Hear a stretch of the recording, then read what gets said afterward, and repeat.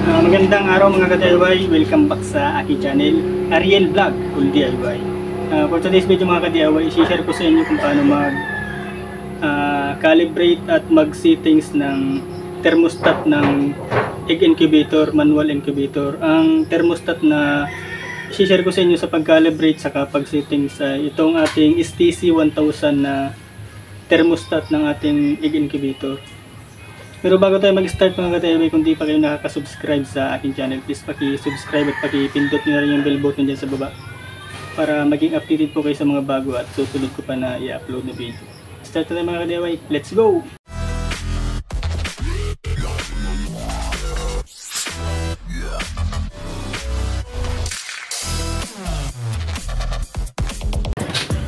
Ito mga ka-DIY yung isi-settings natin na incubator. Dinala ito sa atin dahil hindi daw nagagamit dahil sa layong pagkaka-settings ng kanyang thermostat na STC 1000. Pinapaayos sa atin, pinapa-repair sa atin. I-share ko sa inyo kung ano ang sira nito saka kung paano mag-settings saka mag-calibrate ng ganito STC 1000 na thermostat. Sakit natin. Share ko muna sa inyo mga ka-DIY yung kung paano makita yung dating settings nitong, kung paano nyo ma-check yung settings nitong thermostat dito sa incubator, yung pag-off saka yung pag-unang ilaw. Yung hahanapin natin dito yung F1, F2 saka F4. Doon sa F1, doon nyo isi-settings yung pag-off ng ilaw kung 37.8. Doon nyo ilalagay yung settings na pag-off ng ilaw. Doon naman sa F2, doon nyo isi-settings yung pag-on ng ilaw. Kung halimbawa 37 siya, ganito siya. Kung makikita niyo itong letter S, ito yung pipindutin nyo dito na ito ilolong press nyo itong letter S ng mga 1 to 2 seconds para lumabas yung F1. Pag nakita niyo yung F1, bitawan nyo, tapos long press ulit, pindutin nyo yung, hanapin nyo yung 37.8, ganun. Kung halimbawa 37.8, ganito siya. Itong letter S, lolong press ko ng 1 to 2 seconds or 3 seconds. Tapos pag lumabas yung F1, bitawan nyo, tapos hanapin nyo yung F1, F2, F3, F4. Pag nakita nyo yung F1, yan, yung F1 lumabas, long press nyo, tapos dyan nyo baguhin. Yung dating settings ito, 45.5 yung naka-settings dito. Pero hindi pa yun yung pinaka pag-off ng ilaw. Kailangan nyo pong baguhin dun sa F2 sa pag-unang ilaw. Hanapin nyo yung F2, long press nyo, hanapin nyo yung F2. Yung F2 ang nakalagay ay 0.5. Doon sa F1 ang nakalagay ay 45.5. Sa F2 is 0.5. I-share ko sa inyo kung paano siya i-compute. Ino-compute kasi yan, hindi siya ganun automatic na mag-on na saka mag-off yung ilaw. Ang nakalagay doon sa F1 natin is 45.5. 45.5 yung nakalagay dun sa F1. Tapos dun sa F2 ang nakalagay ay 0.5. Yung 0.5 dun sa F2 ima-minus natin dun sa F1 na 45.5. Yung 45.5 minus 0.5, 45.5 minus 0.5. Ibig sabihin, mag-uun yung ilaw is 45 dito sa incubator.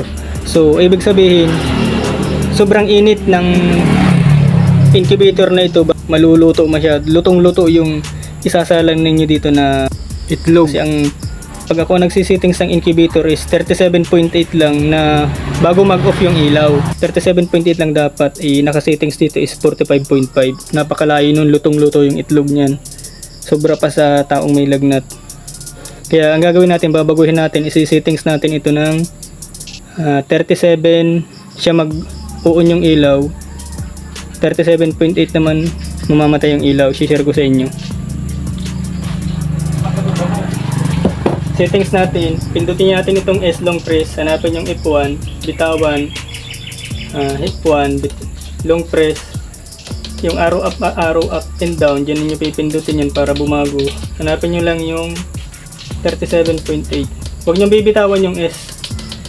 habang nagpipindot kayo ng down arrow, down and up. Hanapin nyo lang. Pag nakuha nyo yung 37.8, siya na yan, bitawan nyo na. Nakaset siya ng 37.8. Ngayon, sa F2 naman tayo. Long press nyo ulit yung S. Hanapin nyo yung F2, long press nyo ulit. Tapos, ang ilagay natin dito is 0.8. Ngayon, papakita ko sa inyo yung computation ng 37.8 saka 0.8. Yung ipon natin is 37.8. Yung ipon is 37.8. Tapos yung F2 natin is 0.8. Yung 0.8 minus natin yun dun sa F1 na 37.8. 37.8 minus dun sa F2 na 0.8. 37.8 minus 37.8 minus 0.8. Oh.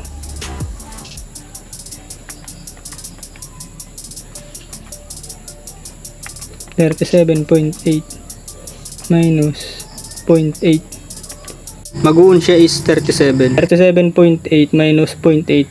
Mag-uun siya is 37. Nakasettings itong ating incubator is 37 mag-uun yung ilaw. 37.8 mamamatay yung ilaw. Ganun lang siya ganun lang siya i-settings. Ngayon, hindi pa yan basta-basta ninyo kailangan salangan ng itlog yung incubator. Kailangan yung i-calibrate itong thermostat dito sa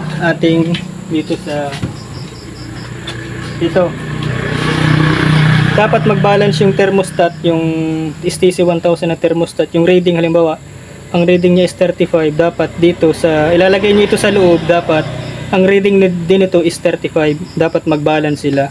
Kasi kung ang reading nyo na ay 35 tapos dito ay 39, hindi tama yung pagkakalibrate ng STC 1000. Kinakalibrate naman yan sa F4, doon nyo babaguhin. Ito, ilalagay nyo ito dito sa loob. Tapos pag iintayin nyo mamatay yung ilaw, halimbawa 37.8, pag pumatay yung ilaw ng 37.8, buksan nyo, tingnan nyo itong thermostat na ito. Yan, kung 37.8 din siya. Kung hindi siya tugma dun sa init sa thermostat sa incubator, kailangan nyo i-calibrate. Dito siya binabago sa F4. Ayan, F4. Yan, sa F4. Diyan nyo babaguhin yung pagkaka-reading ng Diyan sa F4. Diyan nyo i-base yung pagkaka-calibrate.